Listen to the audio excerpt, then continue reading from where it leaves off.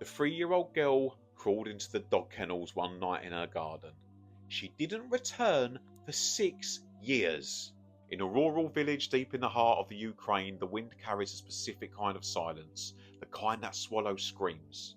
It was here in the mid-1980s that a 3-year-old girl named Oxana Malaya slipped through the cracks of human civilization and into the primal darkness of the animal kingdom. We often speak of neglect in terms of missed meals or unwashed clothes, but for Oxana, neglect was a total erasure of her humanity. Born to parents who were lost to the bottom of a vodka bottle, Oxana was a burden they simply forgot to carry. One night, whether driven by a need for warmth or a desperate search for the affection her parents denied her, the toddler crawled out of the house and into the farm's kennels.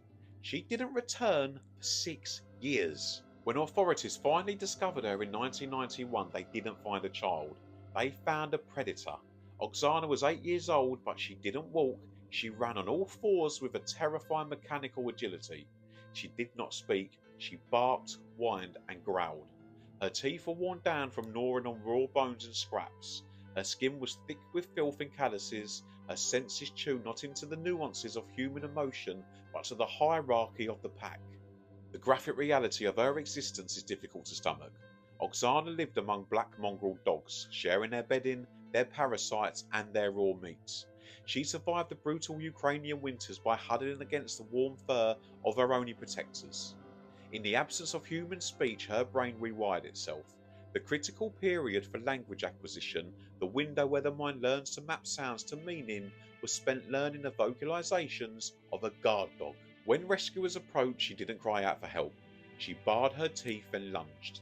She snapped at the air, her movements sharp and predatory. The pack had accepted her as one of their own, and in turn she had abandoned every vestige of her species.